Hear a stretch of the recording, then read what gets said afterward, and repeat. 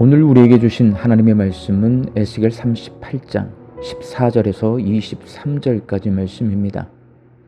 인자야, 너는 또 예언하여 고객에 이르기를, 주 여호와께서 이같이 말씀하시기를, 내 백성 이스라엘이 평안히 거주하는 날에 내가 어찌 그것을 알지 못하겠느냐.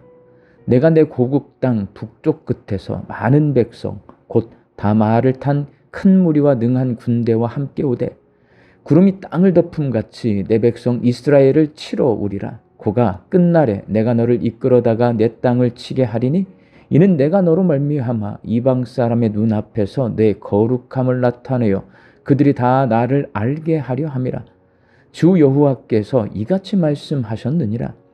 내가 옛적에 내 종 이스라엘 선지자들을 통하여 말한 사람이 네가 아니냐. 그들이 그때에 여러 해 동안 예언하기를 내가 너를 이끌어다가 그들을 치게 하리라. 그날에 곡이 이스라엘 땅을 치러 오면 내 노여움이 내 얼굴에 나타나리라. 주 여호와의 말씀이니라. 내가 질투와 맹렬한 노여움으로 말하였거니와 그날에 큰 지진이 이스라엘 땅에 일어나서 바다의 고기들과 공중의 새들과 들의 짐승들과 땅에 기는 모든 벌레와 지면에 있는 모든 사람이 내 앞에서 떨 것이며 모든 산이 무너지며 절벽이 떨어지며 모든 성벽이 땅에 무너지리라.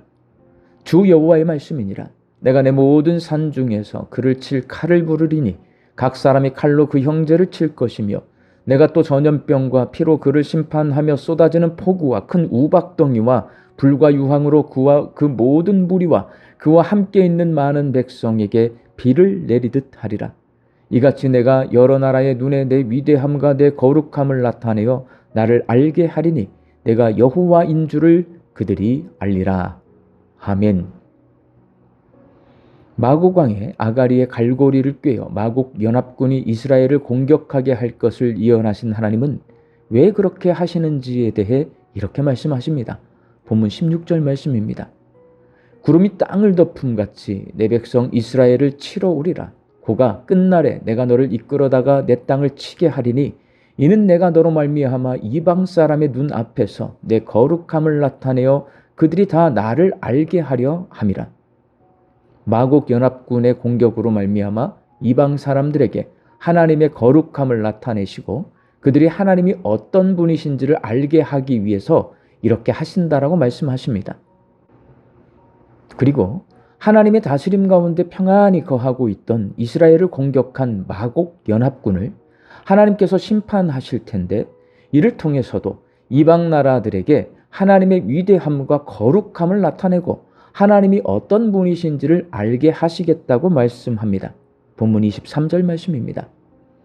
이같이 내가 여러 나라의 눈에 내 위대함과 내 거룩함을 나타내어 나를 알게 하리니 내가 여호와인 줄을 그들이 알리라. 그렇다면 마곡 연합군이 이스라엘을 공격하고 하나님이 마곡 연합군을 심판하시는 것이 어떻게 이방인들에게 하나님의 위대하심과 거룩하심을 나타내고 이를 통해 이방 나라 사람들이 어떻게 하나님이 어떤 분이신지를 알게 될까요? 본문 23절 내 위대함과 내 거룩함을 나타내어에서 위대함은 하나님의 강한 능력을 말하고 거룩함은 마곡 연합군이 섬기는 우상들과의 구별됨을 말합니다. 먼저 이스라엘과 마곡의 연합군과의 전쟁을 통해 사람들이 하나님의 위대함을 알게 됩니다.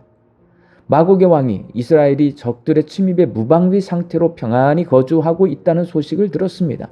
본문 14절 말씀입니다. 내 백성 이스라엘이 평안히 거주하는 날에 네가 어찌 그것을 알지 못하겠느냐. 무방비 상태의 이스라엘은 공격하기 좋은 먹잇감입니다. 그래서 연합군을 결성해서 공격했지만 그 전쟁에서 이스라엘이 승리합니다.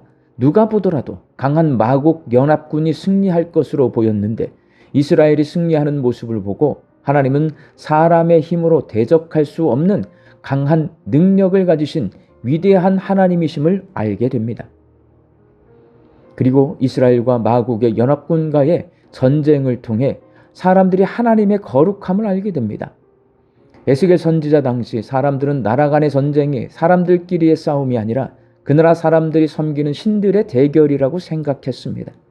그래서 어느 나라가 전쟁에서 승리하면 그 나라의 신이 상대 나라의 신보다 강하다고 생각했습니다. 마곡의 연합군과 이스라엘의 전쟁도 신들의 전쟁입니다. 마곡의 연합군이 섬기는 우상은 사람이 만들고 스스로 움직이지 못해서 사람이 옮겨 놓아야 하는 것들입니다. 그러나 하나님은 사람을 움직이고 역사를 움직이고 온 세상을 움직이십니다. 하나님은 바벨론 포로로 잡혀간 남유다 백성과 곳곳에 흩어져 있던 이스라엘 백성을 가나안 땅에 모이게 하셨습니다. 그리고 마곡 왕의 아가리에 갈고리를 꿰어서 연합군을 만들어 이스라엘을 공격하게 하셨습니다. 마곡의 우상들과 달리 하나님은 사람을 움직이십니다. 하나님은 마곡의 연합군과 전쟁할 때에 전염병과 폭우와 우박과 화산을 동원하십니다. 본문 22절 말씀입니다. 내가 또 전염병과 피로 그를 심판하며 쏟아지는 폭우와 큰 우박덩이와 불과 유황으로 그와 그 모든 무리와 그와 함께 있는 많은 백성에게 비를 내리듯 하리라. 마곡의 연합군은 태양, 바람, 바다와 같은 자연을 우상으로 만들어서 섬기는데 하나님은 자연을 움직이십니다. 그 모습을 보고 사람들은 하나님이 사람이 만든 우상과 구별된 참 신이심을 알게 됩니다. 하나님의 거룩하심을 알게 되는 것입니다.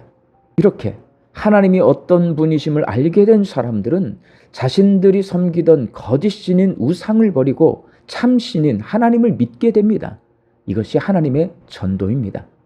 에스겔 38장은 하나님의 전도가 회복될 것을 예언하고 있습니다. 사랑하는 광주 양림교회 성도 여러분, 에스겔 선지자 당시 이방 사람들이 사람의 힘으로는 도저히 설명할 수 없는 이스라엘의 구원을 보면서 하나님이 어떤 분이신지를 알게 되듯이 지금도 예수님을 믿지 않는 사람들이 우리가 구원받는 모습을 보고 하나님이 어떤 분이신지를 알게 됩니다. 그래서 하나님이 나를 인도하시고 내 인생을 인도해 가시는 모습을 세상 사람들에게 보여줘야 합니다. 예수님은 우리가 어떻게 살면 그 모습을 세상 사람들에게 보여줄 수 있는지를 몸소 가르쳐 주셨습니다. 자기를 희생하고 낮아져서 섬기고 돌봐주며 하나님의 능력으로 세상을 회복시키는 모습을 보여줄 때 사람들이 하나님의 위대함과 거룩함을 보게 되고 하나님이 누구신지를 알게 되고 하나님을 믿게 됩니다. 사람들은 나를 희생하는 사람, 낮아져서 남을 섬기는 사람, 가난하고 병든 자를 곧 돌봐주는 사람을 약한 사람으로 보지 강한 사람으로 보지 않습니다. 성공하는 사람, 높은 자리를 쟁취하는 사람, 통치하고 다스리는 사람을 강한 사람으로 봅니다. 그러나 약한 내가 죄를 이기고 악한 세상을 이기는 모습을 보고 사람들은 하나님의 위대하심과 거룩하심을 보게 되고 하나님을 알게 되고 하나님을 믿게 됩니다. 그것이 교회의 전도 방식입니다. 우리 광주 양림교회 성도들이 나는 비록 약하지만 하나님은 강하심을 믿고 약한 나로 강하게 하시는 하나님의 능력을 드러내며 살아서 사람들이 복음을 거부하는 이 시대에 전도를 회복하고 복음을 전하는 성도로 사시기를 주의 이름으로 축원합니다. 함께 기도하겠습니다. 사람들이 복음을 거부합니다. 교회와 성도들을 비난하며 싫어합니다. 이 시대에 하나님 전도를 회복시켜 주시옵소서. 내가 비록 약하지만 하나님이 강하심을 믿게 하여 주옵소서. 약한 나로 강하게 하시는 하나님의 능력을 드러내며 살게 하여 주시옵소서. 하나님이 주신 능력으로 죄를 이기고 악한 세상을 이기며 살아서 나를 통해 역사하시는 하나님의 모습을 보고 사람들이 복음을 믿게 하여 주옵소서. 말씀 듣고 세상을 향해 나갑니다. 오늘 하루도 양림의 모든 성도들이 하나님 주시는 일용할 양식을 거두며 감사와 자족함으로 살게 하여 주옵소서. 흩어져 살고 있는 우리 가족과 자녀들이 약한 나를 강하게 하시는 하나님의 능력을 드러내며 복음을 전하는 사람으로 살게 하여 주옵소서. 육신의 연약함으로 낫기를 간구하는 환우들을 불쌍히 여겨주시어서 예수님의 능력으로 치유하여 주시고 오랜 시간 침상에 누워 계시는 장기 환우들과 어르신들이 천국 소망 붙들고 오늘 이 하루를 살게 하여 주옵시며 애쓰고 힘써서 돌보는 가족들 위에 새 힘을 더하여 주옵소서. 예수님의 이름으로 기도하옵나이다. 아멘.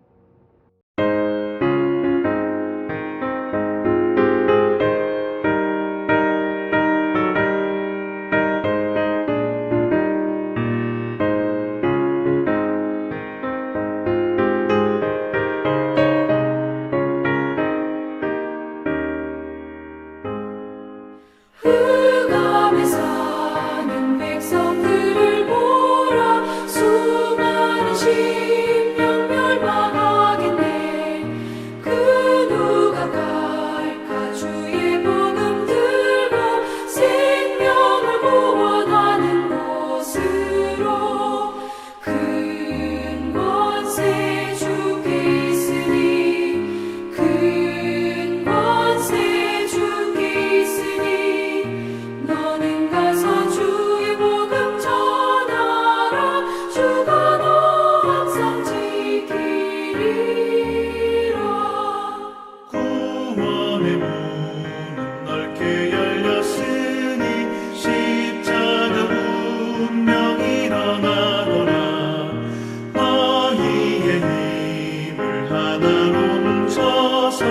죄악의 쇠사슬을